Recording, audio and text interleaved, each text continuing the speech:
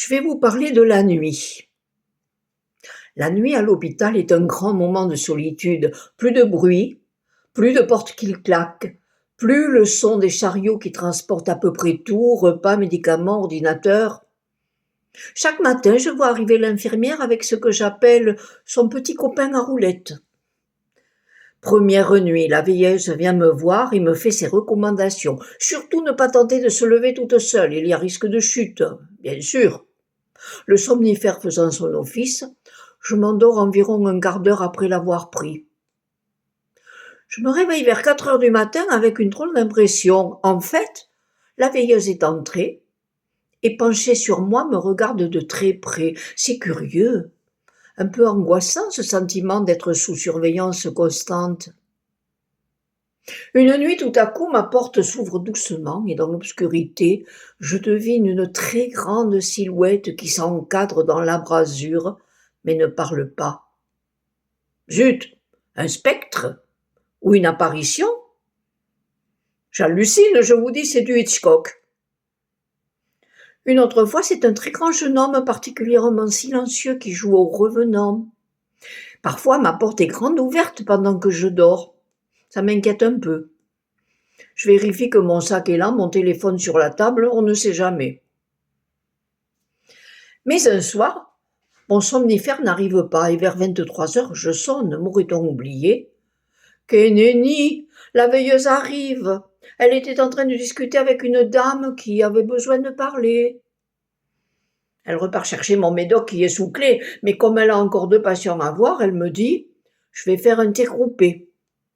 Mais l'heure passe. Enfin la voilà, on dirait Madeleine la niçoise, lol. Oh là là. Elle entre avec fracas, allume toutes les lumières. Il est presque minuit. Et pour une fois, je me fâche.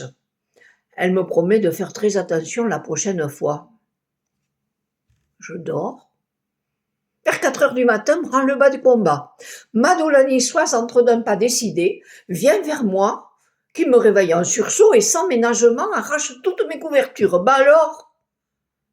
Qu'est-ce qui vous arrive? Qu'est-ce que vous faites? Elle me regarde. Vous n'avez pas de protection? Bah non, j'ai 80 ans mais pas de couche. Oh, je me suis trompée. Et elle repart. Heureusement, les veilleuses changent presque toutes les nuits. L'une d'elles m'apporte des madeleines au cas où j'aurai faim. Une autre vient un moment, et nous regardons ensemble des variétés sur la tablette qui me sert à grand-peine de télé. Et toutes les deux, nous voilà en train de chanter sur du Jodassin. Il y a quand même quelques moments épiques dans cet hôpital.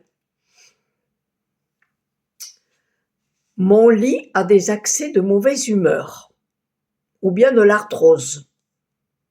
La première fois qu'il me fait le coup dans un bruit effroyable, j'ai l'impression qu'il s'effondre sous moi. En fait, lorsqu'on appuie sur le bouton qui fait monter ou descendre la tête de lit, quelque chose dans le mécanisme se bloque, puis se débloque dans un fracas assourdissant. En fait, il tombe d'un seul coup. Au début, j'ai eu peur. Maintenant, je l'injurie.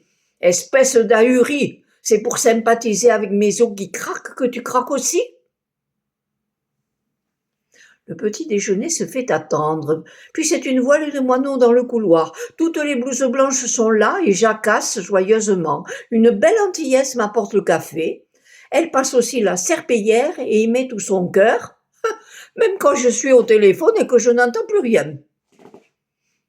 Il y a une dame un peu plus âgée qui passe comme une tornade. Quand elle fait le ménage, elle tire le lit, bouge les fauteuils avec une force.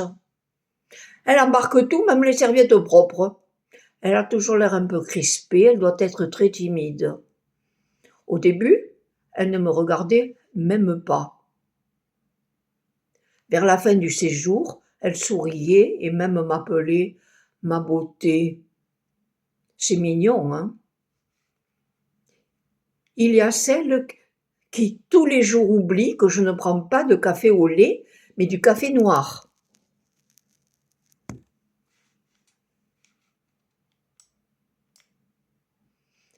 Et un monsieur, c'est une pièce unique, on compte les soignants masculins sur 2 doigts. Ce soignant est le brancardier qui joue 24 heures du Mans avec mon fauteuil quand il m'amène chez le kiné.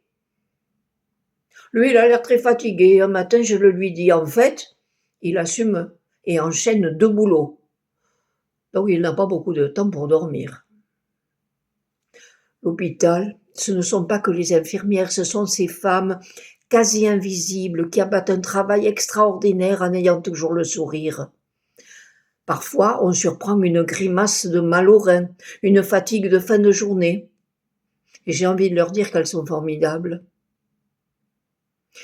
Tous ces gens, agents hospitaliers ou aides-soignants, sont presque tous polis et aimables. Ils frappent toujours avant d'entrer, disent bonjour, me demandent comment je vais et surtout m'appellent madame.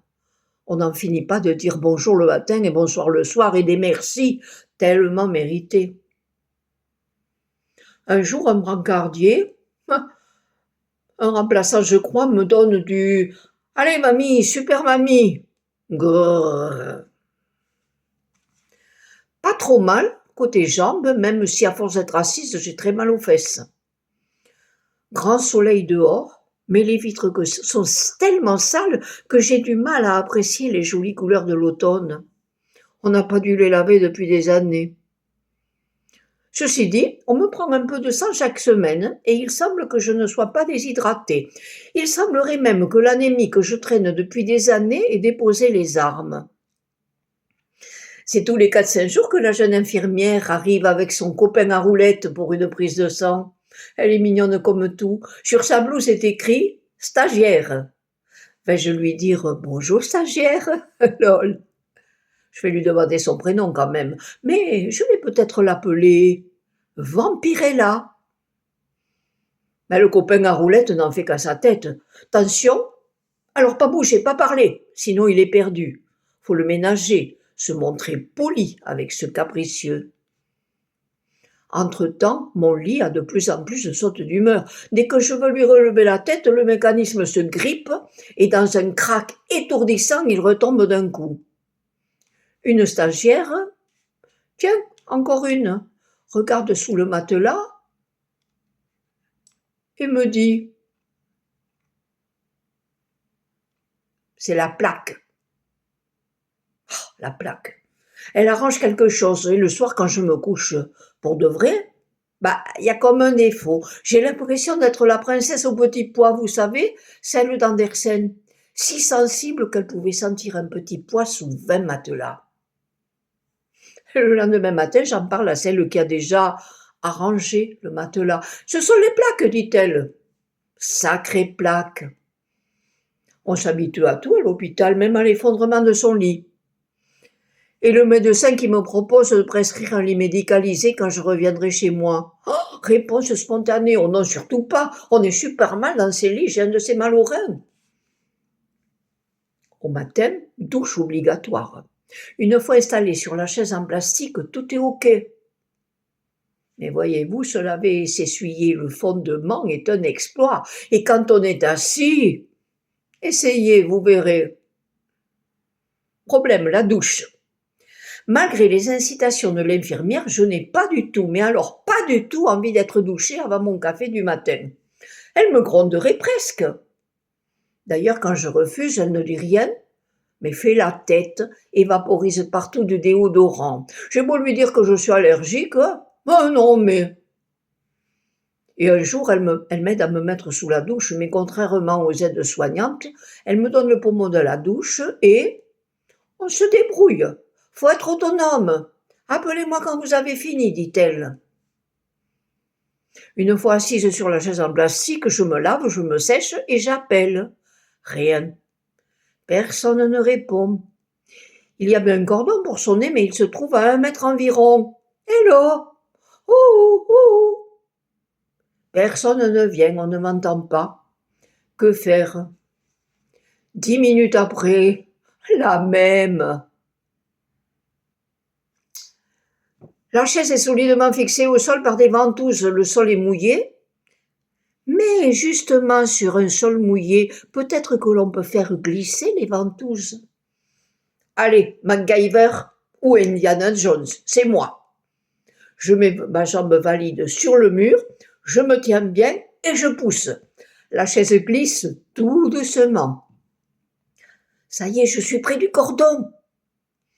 Quelle chance d'avoir fait 40 ans de yoga, je suis toujours très souple. Alors, sans bouger la hanche, mais en tendant le bras au maximum, j'arrive à saisir le cordon et je sonne ouf. Sauvé. Une aide-soignante arrive tout de suite.